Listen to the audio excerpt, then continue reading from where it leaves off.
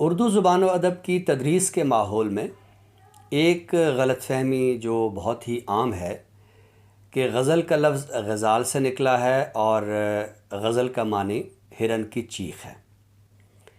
یہ دونوں ہی جملے کسی شدید مغالطے پر مشتمل ہیں۔ غزل کا لفظ غزال سے ہونا یہ لسانی اعتبار سے غلط ہے۔ بہت سارے لفظ ایسے ہوتے ہیں جو صوتی اعتبار سے ایک دوسرے کے قریب ہوتے ہیں۔ اس کا مطلب یہ نہیں ہے کہ کوئی لفظ اسی دوسرے لفظ سے مشتق ہے۔ مثلا متن اور متین یا اسی طرح جناب یا جنوب، اب یہ الفاظ جو ہے وہ صوتی اعتبار سے ایک دوسرے کے بڑے قریب ہیں، لیکن معنی و مفہوم کے لحاظ سے ان کا دور دور سے بھی کوئی تعلق نہیں ہے۔ یہی معاملہ غزل اور غزال کا ہے۔ رہی بات کہ غزل ہرن کے چیخ کو کہتے ہیں، تو یہ بھی درست نہیں ہے۔ حقیقت یہ ہے کہ یہ دونوں مغالطے جن کا میں نے ذکر کیا ہے، یہ شمس قیس رازی کی بیان کردہ ایک تمثیل کی بنیاد پہ ہیں۔ شمس قیس رازی نے غزل کی تاثیر کو واضح کرنے کے لیے ایک تمثیل بیان کی ہے کہ جب ہرن کا بچہ شکاری کتوں کے گھیرے میں آ جاتا ہے تو پہلے تو وہ دوڑتا ہے اور اپنی جان بچانے کی کوشش کرتا ہے، لیکن جب شکاری کتے اسے کلی طور پر گھیر لیتے ہیں اور دبوچ لیتے ہیں تو وہاں اس کے منہ سے ایک دردناک چیخ نکلتی ہے۔ شمس قیس رازی کے مطابق غزل کے شعروں میں ویسا ہی درد اور سوز ہوتا ہے جیسے کہ ہرن کے بچے کے اس وقت کی آواز میں ہوتا ہے کہ جب اسے شکاری کتے دبوچے ہوتے ہیں۔ مزید گفتگو سے پہلے میں ضروری سمجھتا ہوں کہ ہرن کی اس چیخ کی آواز کو سن لیا جائے۔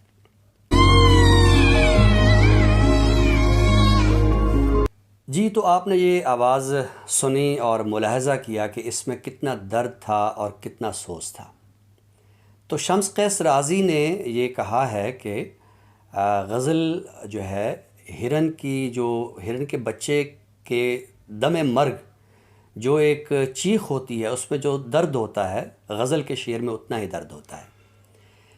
شمس قیس رازی کی یہ تمثیل بیان کرنے کا یہ قطعاً مقصد نہیں تھا کہ وہ یہ بیان کریں کہ غزل کا معنی ہرن کی چیخ ہوتا ہے، بلکہ وہ یہ بات یا یہ تمثیل جو ہے وہ صرف غزل کے شعر کے اندر جو تاثیر ہے یا درد ہے اس کو واضح کرنے کے لیے بیان کر رہے ہیں۔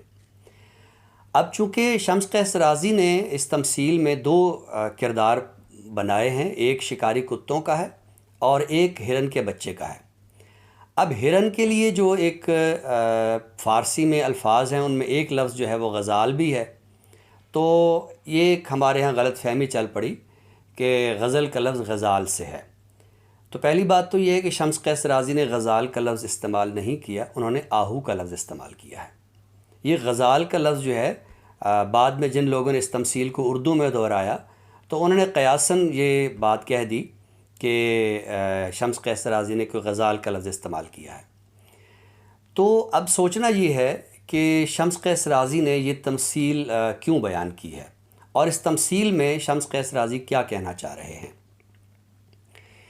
دیکھیے، یہ جو ہرن کا بچہ ہے، آپ اگر اس کو دیکھیں تو ساخت کے اعتبار سے ہرن انتہائی خوبصورت جانور ہے۔ اس کی بناوٹ بھی بہت خوبصورت ہے۔ اس کی جو ایک ہم انگریزی کے لفظوں میں کہہ لیں سمارٹنس، یہ ایک سمارٹ سا جانور ہے۔ اس کے بعد ہم دیکھتے ہیں کہ اس کی آنکھوں میں ایک خاص طرح کا ایک حسن موجود ہے۔ پھر جب یہ دوڑتا ہے تو ہم دیکھتے ہیں کہ جو ہم لفظ استعمال کرتے ہیں اس کے دوڑنے کے لیے وہ ہے کہ چوکڑیاں بھرنا، تو یہ چوکڑیاں بھرتا ہوئے بہت خوبصورت لگتا ہے۔ تو ہرن جو ہے وہ جنگل کے اندر خوبصورت ترین ایک جانور ہے۔ دوسری طرف شمس قیس رازی نے جو کردار بنایا ہے وہ شکاری کتوں کا ہے۔ شکاری کتے جو دہشت کی علامت ہیں، جو وحشت کی علامت ہیں، جو قتال کی علامت ہیں، جو موت کی علامت ہیں۔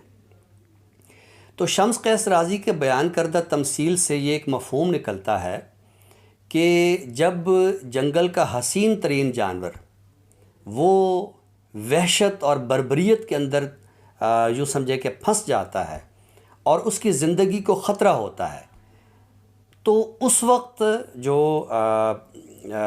ہرن ہے اس کے منہ سے جو دردناک چیخ نکلتی ہے، تو جتنا اس میں سوز ہوتا ہے اتنا ہی غزل کے شعر میں ہوتا ہے۔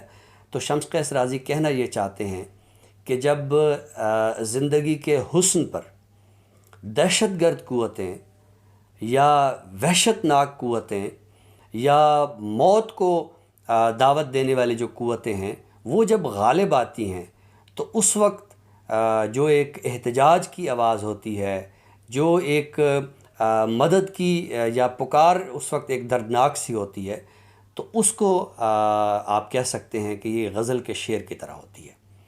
تو اس ساری جو ایک کہانی ہے اس سے ہمیں یہ دیکھنا چاہیے کہ شمس قیس رازی جو کہنا چاہتے ہیں وہ تو شاید مفہوم ہم نے کہیں پیچھے چھوڑ دیا ہے، اور ایک بات عام سی ہم نے اپنے تدریسی ماحول میں عام کر دی ہے کہ غزل کا معنی ہرن کی چیخ ہے یا غزل کا لفظ غزال سے ہے۔ تو یہ دونوں یوں سمجھیے کہ ایک مغالطے ہیں۔ البتہ شمس قیس رازی جو بات کہنا چاہتے ہیں وہ یہ ہے کہ جب زندگی کو موت کا خطرہ ہوتا ہے تو اس وقت جو ایک صدائے احتجاج ہوتی ہے، اس وقت جو ایک دردناک آواز یا ایک صدا جو ہے وہ بلند ہوتی ہے، تو اس کو غزل کہا جاتا ہے۔ غزل کی تاریخ کا مطالعہ کیا جائے تو شعراء چاہے وہ فارسی کے ہوں، اردو کے ہوں یا ہند و پاک کی مقامی زبانوں کے ہوں، بیشتر شعراء نے جو ایک فضا بنائی ہے وہ ایک بڑی جمالیاتی نوعیت کی ہے۔ لیکن جب ہم شعروں کے باطن میں اترتے ہیں تو ہمیں ان کے اندر ایک احتجاج نظر آتا ہے، ایک دردناک آواز نظر آتی ہے، ایک پکار نظر آتی ہے۔ تو شمس قیس رازی کے بیان کردہ تمثیل کی روشنی میں جب ہم دیکھتے ہیں تو یہ بات ہم پر کھلتی ہے کہ غزل کے اشعار جو ہے وہ جمالیات کے پردے میں جدلیات کی عکاسی کا نام ہے۔ تو شمس قیس رازی کے بیان کردہ تمثیل کی روشنی میں ہمیں اس فلسفی کو سمجھنا چاہیے جو شمس قیس رازی بیان کرنا چاہتے ہیں، نہ کہ ایک عام لسانی نکتے کو کہ جس کی کوئی بنیاد نہیں ہے اسے ہم دہراتے رہیں کہ غزل کا لفظ غزال سے ہے اور غزل ہرن کی چیخ کو کہتے ہیں۔ تو اگر غزل ہرن کی چیخ ہے تو اس کا فلسفہ ہمیں سمجھنا چاہیے کہ جب زندگی کے حسن پر دہشت کی قوتیں حملہ آور ہوتی ہیں تو اس وقت جو ایک صدائے احتجاج بلند ہوتی ہے اسے غزل کہا جاتا ہے۔